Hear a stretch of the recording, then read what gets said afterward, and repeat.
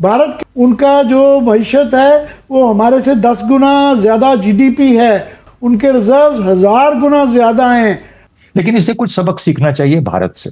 नरेंद्र मोदी की कुछ चीजें लेकिन उसकी बहुत अच्छी हैं, वो हमें जरूर उनको सोचना चाहिए और उनके ऊपर अमल करना चाहिए। क्या किया उसने? उसने कहा कि भाई जो पैसा मिलेगा ना जिसको चाहे, वो पता ना पैसे दे रहे हैं तमाम रियासतों के अंदर गरीब औरतों को और आगे पीछे जमा, जो उसको मिलेगा जिसका बैंक अकाउंट है। अच्छा, आईटी में इंडिया ह्यूज उसकी realised potential, I am sorry, तो वो 200 अरब तक या 250 अरब डॉलर तक करते हैं, 250 तक पहुंच गए। ये तो it is more than our half of GDP.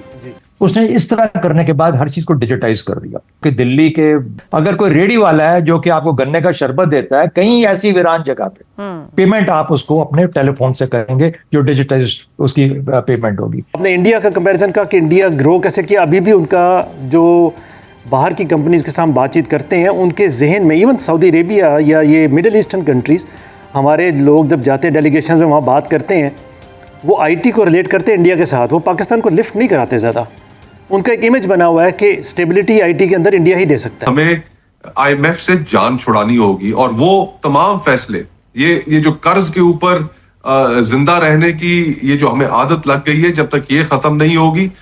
लेकिन अवाम से कहते हैं कि आप टैक्स दें और जो हमारी जेबें हैं, हमारे ख़जाने भरें, कि हमारी जो अयाशियाँ हैं ये चलती रहे।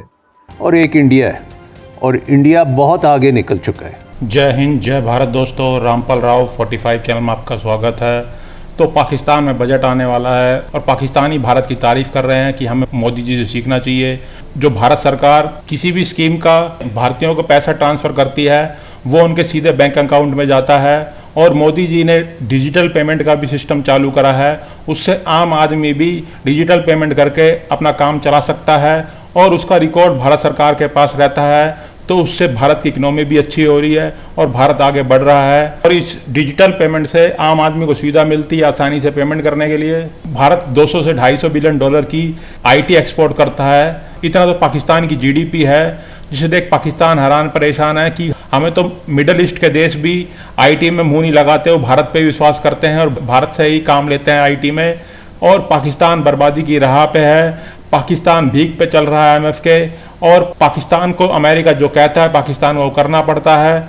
और पाकिस्तानी में चीखें निकल रही हैं लोगों की महंगाई से, और अब पाकिस्तान में बजट आएगा उससे और पाकिस्तानियों की चीखें निकलेंगी, क्योंकि पाकिस्तान का बजट भी आईएमएफ बनाता है और आईएमएफ उन्हें पैसे निकालने के लिए पाकिस्तानियों की चीखें निकालता है। आज बात करेंगे बजट के हवाले से और जो मुख्तलिफ कीमतें हैं।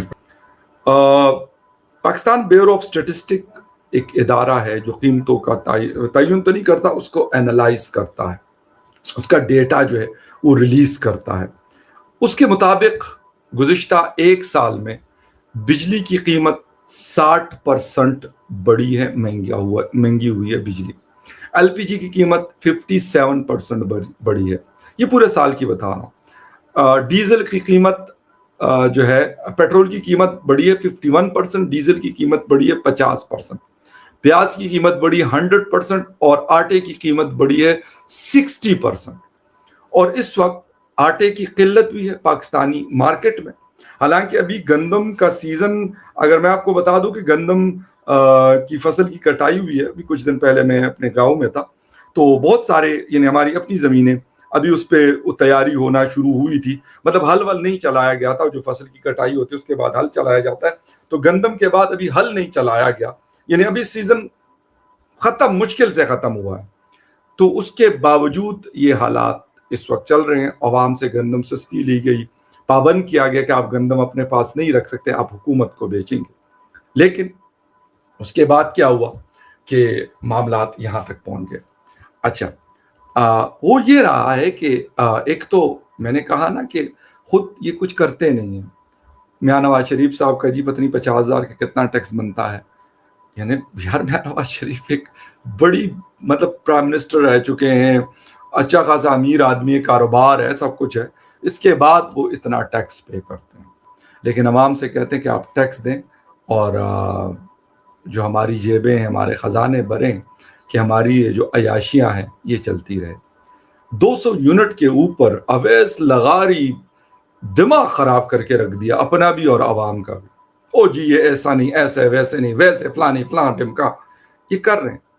मैंने उस दिन उनको लिखा, मैंने कहा सर आप 200 यूनिट के ऊपर इतना दिमाग कपाई कर रहे हैं, पिछले 2 हफ्ते से आप लगे हुए हैं, 3 हफ्ते से, बजाय इसके कि आप 200 यूनिट के ऊपर रोना धोना कर रहे हैं, जो आप उसके ऊपर कुछ रुपए शायद सब्सिडी दे रहे हैं, ना दे यार, हमें माफ कर दे, अपने पास रखें। लेकिन जिनके पास 2-2 हजार के फ्री के यूनिट आ रहे हैं वो खत्म कर दें, मसला खुद ही खत्म हो जाएगा। फिर हनीफ अब्बासी कहते हैं कि जंग के पास एक आईपीपी एक प्लांट लगा हुआ है 50 मेगावाट का, कहते हैं हर महीने उसको 10 करोड़ रुपया जा रहा है। कौन दे रहा है?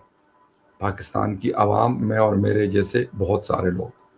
दुनिया में बिजली सस्ती हो रही है, और इतनी सस्ती हो रही है क्योंकि बिजली ज्यादा और इस्तेमाल कम है। मेरे यहाँ 16 और 18 घंटे की लोड शेडिंग है और 70 से 80 रुपए का यूनिट। अच्छा, जब लोग उसका अल्टरनेट निकालते हैं सोलर पैनल्स, सोलर पैनल के ऊपर पहले 10% जीएसटी लगाया गया, अब उसको 19 या 20% कर दिया। यानी एक सोलर पैनल की कीमत में 8 से लेके 15 या 16 हजार रुपए तक इजाफा हो गया। उसकी वजह क्या है? मैं आपको बताता हूं कि लोग शायद गुज़िश्ता 2 से 3 सालों में इतने सोलराइजेशन हुई है पाकिस्तान के अंदर। आप किसी गांव में चले जाएं, आप किसी टाउन में चले जाएं, आप किसी कस्बे में चले जाएं, आप किसी शहर की किसी मार्केट में चले जाएं, आप किसी आटे की चक्की में चले जाएं, आप किसी आरा मशीन में चले जाएं, आप किसी लोहार की दुकान में चले जाएं, आपको एक चीज नजर आएगी और वो है सोलर पैनल्स। हर घर, मैंने कहा ना कि जिनके पास थोड़ी सी भी अफोर्डनेस है तो वो कह रहे यार इनसे जान छोड़ो। और अब यकीन करें कि हमारे खैबर पुख्तनख्वा वाली साइट पे लोग जो लिथियम बैटरीज हैं, जिसको आजकल पावर बैंक कहा जाता है, वो लगा रहे हैं। वो कह रहे यार हमने इनकी बिजली इस्तेमाल ही नहीं चाहिए हमें इनकी बिजली। वो जो 2 लगा लेते हैं तो आप पूरी रात आपके मतलब 2 फ्रिजेस, आपके फैंस वगैरह, और कुछ 2 लोग मुझे बता रहे थे कि हम तो एसी भी उससे चला लेते हैं। तो आप सोचे कि यार एसी भी आपका चल जाता है, अगर दिन भर आपका सोलर से एसी चल रहा है तो फिर रात को सच इतनी शदीद जरूरत भी फिर नहीं होती। लोग ये काम कर रहे हैं और हुकूमत को इतनी शदीद तकलीफ है इस मामले के ऊपर कि उनका बस नहीं चल रहा कि जिन जिन लोगों के घरों पे सोलर पैनल्स इंस्टॉल है कि उनके ऊपर ये मिसाइल मार। तो पाकिस्तान जब से बना है, पाकिस्तान सिर्फ भीख पे चला है। पाकिस्तान ने कभी अमेरिका से भीख मांगी, IMF से ले ली है, कभी सऊदी से, कभी UAE से। तो पाकिस्तान की इतनी एक्सपोर्ट भी नहीं है। पाकिस्तान की जो छोटी मोटी इकनॉमी थी वो भी ठप बैठी हुई है। तो पाकिस्तानियों की चीखें निकल रही है, उधर से पाकिस्तान की IMF चीखें निकाल रहा है। तो पाकिस्तान बुरी तरह फंस चुका है। उधर पाकिस्तानियों की महंगाई ने कमर तोड़ रखी है, ना उनके पास खाने को आटा है, ना पीने को पानी और ना बिजली। तो वीडियो देखने के लिए बहुत बहुत धन्यवाद। चैनल को सब्सक्राइब जरूर कर दीजिएगा।